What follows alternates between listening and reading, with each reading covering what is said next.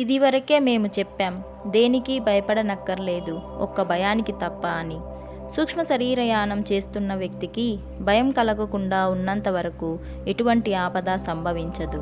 ఎంత దూరాలకు వెళ్తున్నా, ఎంత వేగంతో వెళ్తున్నా. అయితే మీరు ఓ ప్రశ్న అడగవచ్చు, భయపడేందుకు ఏముంటుందని.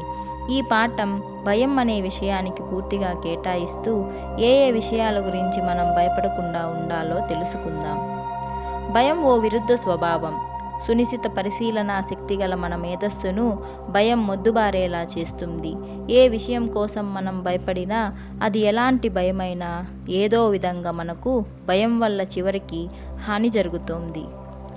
సూక్ష్మ శరీరయానం చేద్దామని అనుకునే వాళ్లకు శరీరంలోకి మళ్ళీ తిరిగి రాలేమోననే భయం కలుగుతుంది. తప్పకుండా ప్రతి ఒక్కరూ తిరిగి శరీరాల్లోకి వస్తారు, మరణం సంభవిస్తున్న ఒక్క పరిస్థితుల్లో తప్ప. ఆయుష్ పూర్తయిన వాళ్ళు మాత్రం వెనక్కి రాలేరు. ఈ చావు పరిస్థితికి సూక్ష్మ శరీరానికి ఏ సంబంధము లేదు అనే విషయాన్ని మీరు అందరూ తప్పకుండా ఒప్పుకుంటారు కదూ. బాగా భయపడిన వ్యక్తి నిశ్చేష్టుడైపోయి అసలు ఉన్న చోటు నుంచి కదలలేని పరిస్థితికి రావచ్చునని మేము ఒప్పుకుంటున్నాము. అప్పుడు ఆ వ్యక్తి ఏమీ చేయలేని స్థితిలో ఉంటాడు. ఒకవేళ ఆ భయపడుతున్న వ్యక్తి ఆ సమయానికి సూక్ష్మ శరీరాన్ని ధరించి తిరుగుతూ ఉంటే, సూక్ష్మ శరీరం కూడా ఉన్న చోట్లోనే ఆగిపోయి కదలలేని స్థితికి వచ్చేస్తుంది. ఇలాంటి సమయాల్లో మళ్ళీ ఆ వ్యక్తి తన స్థూల శరీరాన్ని చేరుకోవడానికి కొంత ఆలస్యం జరగవచ్చు. భయపు తీవ్రత నుంచి ఆ వ్యక్తి నెమ్మదిగా కోలుకునే వరకు. ఏ భయము ఎల్లకాలం ఉండదు కదా. ఒకే స్థాయిలో ఏ వ్యక్తి భయపడుతూ ఉండిపోలేడు. కొంతసేపు అయినా తరువాత నెమ్మదిగా ఆ వ్యక్తి భయం నుంచి తేరుకుంటాడు. స్థూల శరీరానికి తిరిగి రావడానికి భయపడ్డ మనిషి కొంత సమయం ఆలస్యం చేసుకుంటాడు. ఈ భూమి మీద జీవిస్తున్నది కేవలం మనం మాత్రమే. ఎలా కామో సూక్ష్మ లోకాలలో తిరిగే జీవులు కూడా కేవలం మనం మాత్రమే కాము. ఈ భూగోళం మీద మనకు ముచ్చట గొలిపే పిల్లులు, కుక్కలు, గుర్రాలు, పక్షులు ఇలాంటివి ఎలా కనిపిస్తున్నాయో అలాగే కరిచి వికారం పుట్టించే క్రిమికీటకాలు, హాని కలిగించే సాలిళ్ళు, కాటేసి విషం కక్కే పాములు కూడా ఉన్నాయి. చికాకు, అసహ్యం పుట్టించే క్రిమికీటకాలు, హాని కలిగించే సూక్ష్మజీవులు కూడా ఉన్నాయి. ఎప్పుడైనా ఈ సూక్ష్మజీవుల్ని ఓ శక్తివంతమైన మైక్రోస్కోప్లో నుంచి చూశారంటే మీకు కనిపించే వాటి వికృత ఆకారాలకి మీ మతిపోయి ఏ డైనోసర్ల యుగంలోకో మీరు వెళ్ళిపోయారేమోననే ఆలోచన తెచ్చుకుంటారు. విశ్వ సూక్ష్మ లోకాలలో భూమి మీద దర్శనమిచ్చే విచిత్ర జీవుల కన్నా ఎన్నో రెట్లు వింతైన జీవరాశుల్ని మీరు చూడవచ్చు. సూక్ష్మ లోకాలలో అద్భుతమైన జీవరాశులను, వ్యక్తులను, మహామహులను చూడవచ్చు. ప్రకృతి దేవతలనే పేరుతో మనం ఈ సూక్ష్మ లోకాలలోని ఉత్తములని తలుచుకుంటూ ఉంటాం. ఈ ప్రకృతి దేవతలు మనకు ఎంతో శ్రేయస్సును కలుగజేస్తూ ఉంటారు. ఈ లోకాల్లో భయంకర స్వరూపాలతో దృగ్గోచరమయ్యే రాక్షసులు, వికృత భూతాలను కూడా చూడవచ్చు. బహుశా వీళ్లను దర్శించగలిగే కవులే సాహిత్యంలో, పురాణాలలో రాక్షసుల వర్ణనలను చేశారేమోనని మనకు అనిపిస్తుంది. ప్రకృతి పరిణామక్రమంలో క్రింది తరగతుల్లో ఇట్లాంటి జీవులు ఉంటాయి. కాలక్రమేణా ఇందులో కొన్ని మనుషులుగా రూపాంతరం చెంది జన్మించవచ్చు. భవిష్యత్ సంగతి ఎలా ఉంటుందో కానీ ప్రస్తుతం మాత్రం ఈ ఘోర రూపాలు దర్శించడం దుర్భరం. మనం ఇక్కడ ఓ క్షణం ఆగి చిత్తుగా తాగే తాగుబోతులకు కనిపించే పింక్ ఏనుగులు, ఇంకా అలాంటి నిజంగా ఉన్న జీవుల గురించి మాట్లాడుకుంటే మంచిదేమోనని అనిపిస్తుంది.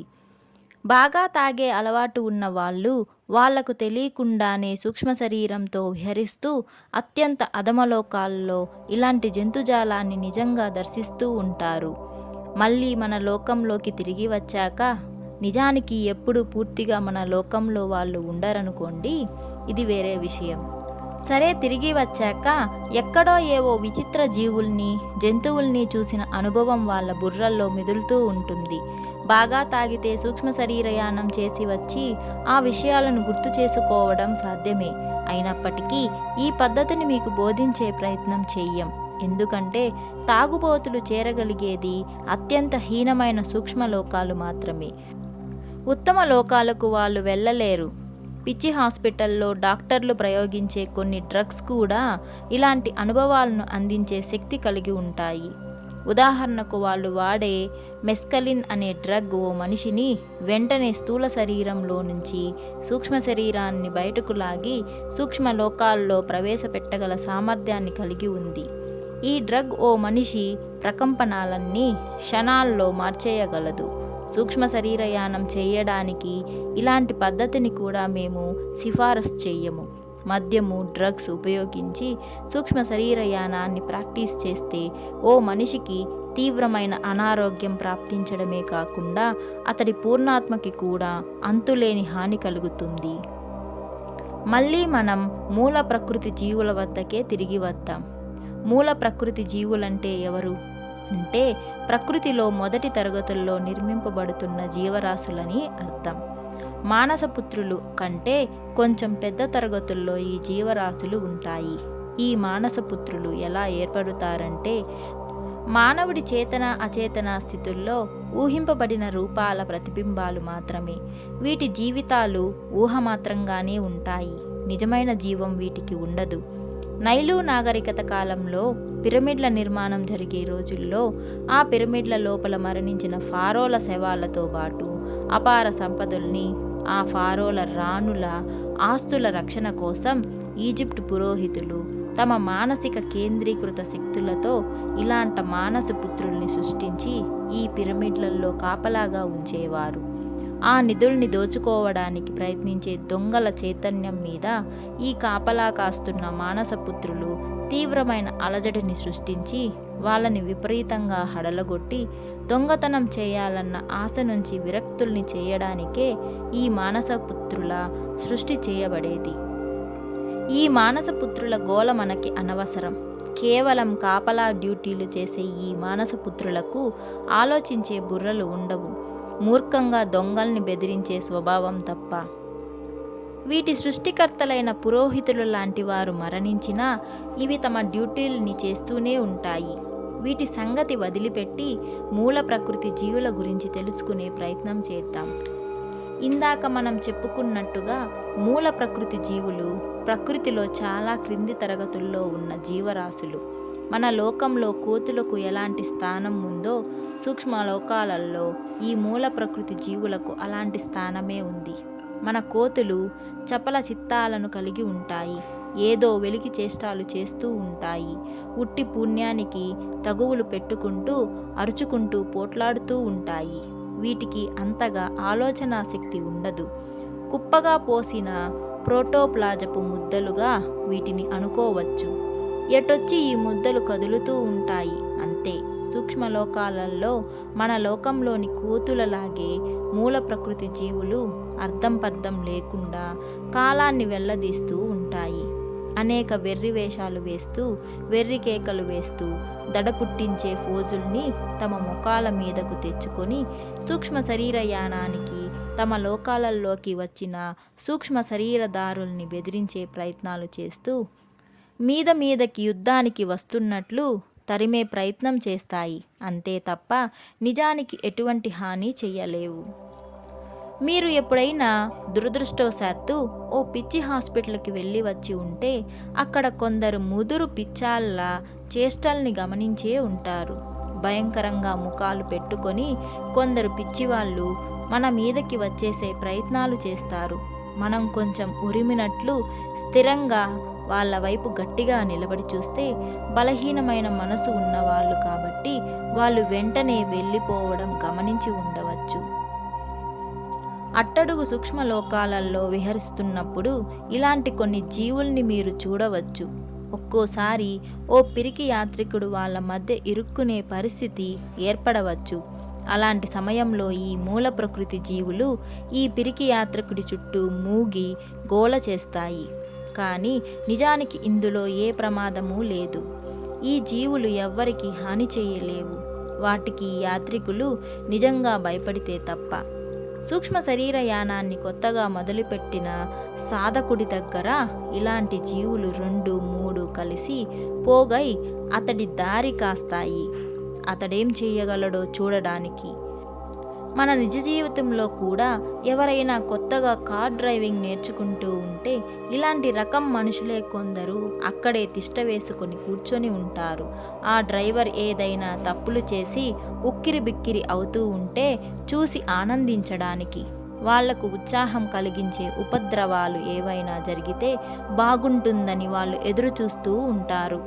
కారు వెళ్ళి ఏ స్తంభానికో గోడకో గుద్దుకుంటే వీళ్ళ ఆనందానికి అంతు ఉండదు. ఇలాంటి వాళ్ళు నిజంగా ఆ డ్రైవర్కు నిజమైన ఆపద కలగాలని కోరుకోరు. పైసా ఖర్చు లేకుండా ఉచితంగా ఇలాంటి తక్కువ స్థాయి ఆనందం పొందటమే వాళ్ళ అభిలాష. మూల ప్రకృతి జీవులు కూడా సరిగ్గా ఇలాంటి చవకబారు ఆనందాన్ని ఆకాంక్షిస్తూ ఉంటాయి. సూక్ష్మ శరీరయానం చేసేవాళ్ళు ఈ జీవుల్ని చూసి కాస్త బెదిరిపోతే చాలు, వాళ్ళని ఏడిపించి అవి ఆనందించాలని ప్రయత్నాలు చేస్తాయి. భయంకరంగా మొఖాలు పెట్టో ఎగిలిస్తూనో ఏదో ఒక పద్ధతిలో సూక్ష్మలోక యాత్రికుడికి ఏ హాని ఇవి చేయలేవు. ఉత్తినే కుక్కల్లాగా ప్రవర్తిస్తూ ఉంటాయి. కుక్కలు అరుస్తూ గోల చేస్తాయని మీకు తెలుసు. మొరిగే కుక్కలు కరవవని కూడా మీకు తెలుసుగా. మనిషి భయాన్ని విడిచిపెట్టేంత వరకు వీటి అరుపులు ఆగవు. భయపడకండి, మీకు ఏ ప్రమాదమూ రాదు. స్థూల దేహాన్ని విడిచిపెట్టి సూక్ష్మ శరీరదారులై రివ్వున ఎగిరిపోండి. 100కి 90 లేక 99 సార్లు ఇలాంటి జీవులు మీకు అస్సలు కనపడకుండానే పోవచ్చు. మీరు భయపడుతూ ఉన్నప్పుడే ఈ జీవులు మీకు కనిపించడం జరుగుతుంది. బాగా ఎత్తులో ఉన్న సూక్ష్మలోకాలలో ఈ జీవులు మీకు అస్సలు కనిపించవు. ఎంచేతనంటే క్రిమికీటకాలు, పురుగులు నీటి అడుగుకు చేరినట్టే సూక్ష్మలోకాలలో అడుగు భాగాల్లోనే ఇలాంటి జీవులు ప్రోగై ఉంటాయి. సూక్ష్మలోకాలలో పైకి వెళ్తున్న కొద్దీ మీకు అనేక వింతలు కనిపిస్తాయి. దూరంగా మీకు జిగేలుమని మెరిసే కాంతి రేఖలు గోచరిస్తాయి. ప్రస్తుతానికి మీకు ఇంకా అందుబాటులోకి రాని సూక్ష్మలోకాల నుంచి ఈ కాంతి రేఖలు మీకు గోచరిస్తూ ఉంటాయి. అనంత విశ్వంలో మనం ఇదివరకు ఊహించిన పెద్ద పియానో, కీబోర్డ్ గుర్తుంది కదూ? మానవ శరీరాన్ని ధరించి ఉన్న మనం రక్త మాంసాల దేహంలో ఉన్నంతకాలం ఈ కీబోర్డ్లో 3-4 మెట్లకు మించి చూడలేం, గ్రహించలేం. స్థూల శరీరాన్ని విడిచిపెట్టి సూక్ష్మ శరీరంలో ఉన్నప్పుడు మన దృక్పథం పరిధి పెరుగుతుంది. స్థూల దేహంలో ఉన్నప్పుడు మనకు కనిపించని కొన్ని సత్యాలు సూక్ష్మదేహంతో స్పష్టంగా దర్శించవచ్చు. ఇలా పైకి మన దృక్పథపు పరిధి పెరుగుతూ ఉంటే విశ్వంలో మనం ఊహించిన దానికంటే గొప్ప వస్తువులు ఉన్నాయన్న సత్యం మనకు స్పష్టంగా రుజువవుతుంది. అలాంటి ఒకానొక దివ్యమైన వస్తువులే మీకు కనిపించే ఆ జిగేలుమని మెరుస్తూ ఉన్న కాంతి పుంజాలు. ఇవి ఎంతో తీక్షణంగా వెలుగుతూ ఉండడం వల్ల నిజానికి ఆ వస్తువులు ఎలా ఉంటాయో గ్రహించడానికి మీకు వీలు పడదు. ప్రస్తుతానికి మధ్య భాగంలోని సూక్ష్మలోకాల వరకు వచ్చిన మన ప్రయోగాన్ని ఆపుదాం. ఈ లోకంలో మీ బంధువుల్ని, మిత్రుల్ని దర్శించవచ్చు. అన్ని దేశాలు తిరగవచ్చు. అక్కడి గొప్ప గొప్ప భవనాలను చూడవచ్చు. అక్కడ ఏ భాషలోని గ్రంథాలనైనా సులభంగా చదివేయవచ్చు. మధ్యమ సూక్ష్మలోకాలలో మీకు అన్ని భాషలు తెలిసి ఉంటాయి. సూక్ష్మ శరీరయానం చేయడాన్ని మీరు బాగా అభ్యాసం చేయాలి. సూక్ష్మ శరీరయానం మీకు ఎలా ఉంటుందో తెలుసుకోవడానికి వీలుగా ఇక్కడ ఓ వర్ణన ఇస్తున్నాం. ఇలాంటి అనుభవం మీ స్వంత అనుభవంగా సాధించే రోజు తప్పక వస్తుంది. మీరు చేసే అభ్యాసం ద్వారా.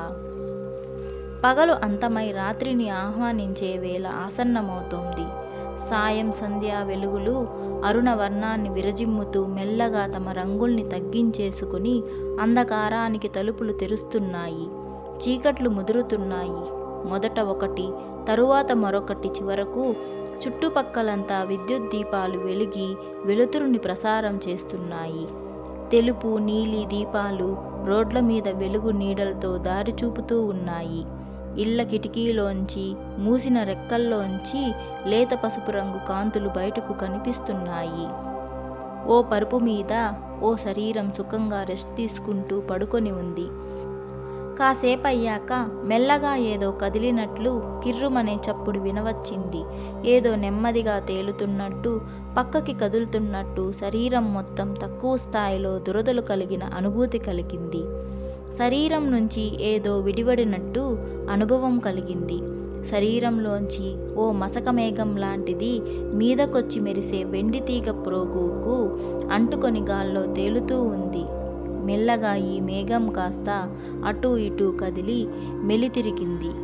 ఈ శరీరం కొంత ఎత్తుకు గాల్లోకి లేచి మళ్ళీ కాస్త దిగి మంచం మీద పడుకొని ఉన్న శరీరం వంక చూస్తుంది. మంచం మీద శరీరం నుంచి వస్తున్న సిల్వర్ కార్డ్ మంచం పక్కన నిలబడి ఉన్న మేఘం లాంటి సూక్ష్మ శరీరానికి వచ్చి కలుస్తోంది. గదిలో కదిలే నీడలు మూలల్లోకి నక్కి దాక్కుంటున్నాయి. భయపడుతున్న జంతువులలాగా సిల్వర్ కార్డ్ వేగంగా కంపిస్తుంది.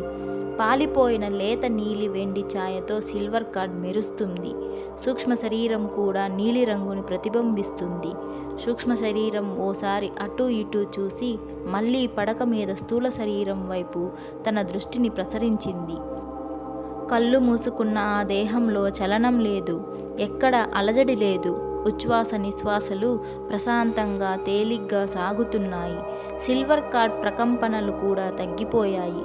అందువల్ల ఎక్కడా ఏ ఇబ్బంది ఉన్నట్టు ఆధారాలు లభించడం లేదు. తృప్తిపడ్డ శరీరం నిశ్శబ్దంగా నెమ్మదిగా గాల్లోకి లేస్తుంది. ఇంటి పైకప్పులోంచి బయటకు వచ్చి నిశీది గాలుల్లోకి దారి తీసింది. సిల్వర్ కార్డ్ పొడవు అంతకు పెరుగుతోంది, కానీ అది సన్నబడటం లేదు. ఓ గ్యాస్ బెలూన్ను దారంతో ఇంటికి కట్టివేసినట్టుగా సూక్ష్మ శరీరం, సిల్వర్ కార్డ్ కనిపిస్తున్నాయి. సూక్ష్మ శరీరం ఇంకా ఎత్తుకు ఎగిరింది. 50, 100, 200 అడుగుల ఎత్తు వరకు ఎగిరిన తరువాత సూక్ష్మ శరీరం ఓసారి ఆగి తాపీగా బద్ధకంగా గాల్లో తేలియాడుతూ అన్ని వైపులకు చూసింది. వీధిలో ఉన్న అన్ని ఇళ్లల్లోంచి ఆకాశంలోనికి లేత నీలిరంగు గీతలు ఎవరో గీసినట్లుగా కనిపిస్తున్నాయి. ఇవన్నీ అనేక శరీరాలను కలుపుతూ ఉన్న సిల్వర్ కార్డ్లే. ఈ సిల్వర్ కార్డ్లన్నీ ఆకాశంలోకి వెళ్ళి మాయమైపోతున్నాయి. మానవులందరూ రాత్రి వేళల్లో సూక్ష్మదేహాలతో బయటకు వచ్చి సూక్ష్మ శరీరయానం చేస్తూ ఉంటారు. ఆ విషయం వాళ్లకు తెలిసినా తెలియకపోయినా అభ్యాసం చేస్తున్న కొంతమంది ఆత్మజ్ఞానులకు మాత్రం సూక్ష్మలోక యాత్రలో వాళ్ళు చేస్తున్న పనులన్నీ, వాళ్ళ అనుభవాలు అన్నీ వాళ్ళు స్థూల శరీరంలోకి తిరిగి వచ్చిన తరువాత కూడా గుర్తుంటాయి. మనం ప్రస్తుతం గమనిస్తున్న సూక్ష్మ శరీరం ఇళ్ల కప్పుల మీద చాలా ఎత్తులో గాల్లో తేలుతూ ఎటు వెళ్ళాలా అని ఆలోచిస్తూ ఉంది. చివరకు చాలా దూరంలో ఉన్న ఓ ప్రాంతానికి వెళ్ళాలని నిర్ణయించుకుంది. అలా నిర్ణయం జరిగిన క్షణాన్నే ఊహించలేనంత వేగంతో, అంటే ఇంచుమించు మనోవేగంతో ఆ సూక్ష్మదేహం భూమి మీద, సముద్రాల మీద రివ్వున ఎగురుతుంది, ముందుకు సాగుతోంది. సముద్రం మీద నుంచి సూక్ష్మదేహం సాగిపోతూ ఉంటే కింద ఉవ్వెత్తున తెల్లటి నురుగులన్నీ పైకి లేస్తున్న పెద్ద అలలు ఎగిరిపడుతున్నాయి. ఈ ప్రయాణంలో ఓ సముద్రం మీద అలజడిలో వెళ్తున్న ఓ పెద్ద నావని, అందులో వెలుగుతున్న దీపాల కాంతుల్ని, ఆ నావ డెక్ మీద నుంచి వినివస్తున్న సంగీత నాదాలన్నీ సూక్ష్మ శరీరం గమనించింది. సూక్ష్మ శరీరం వేగంగా ముందుకు కదులుతూ కాంతి వేగాన్ని దాటి పయనించి చీకటి పడకముందు జరుగుతున్న సాయంత్రంలోకి పయనించింది. అలాగే మిట్ట మధ్యాహ్నం వేళలో తను ఏ ప్రాంతానికి ప్రయాణాన్ని సంకల్పించిందో ఆ నగరం మీదకు చేరి అక్కడి నుంచి నెమ్మదిగా కిందకు దిగసాగింది. అత్యంత సన్నిహితులు, బంధువులు, ప్రేమపాత్రులు ఉన్న ఆ నగర వీధుల్లోకి, స్థూల శరీరాలతో రోడ్ల మీద నడుస్తున్న జనాల మధ్యలోకి ఏమాత్రం చప్పుడు లేకుండా, ఎవ్వరి కళ్ళల్లోనూ పడకుండా సూక్ష్మ శరీరం నేల మీదకు దిగింది. చాలా సమయం గడిచిపోయిన తరువాత సూక్ష్మ శరీరాన్ని వెనక్కు గుంజుతున్నట్టు జ్ఞానం కలిగింది. సిల్వర్ కార్డ్ సూక్ష్మ శరీరానికి సంకేతం పంపుతుంది.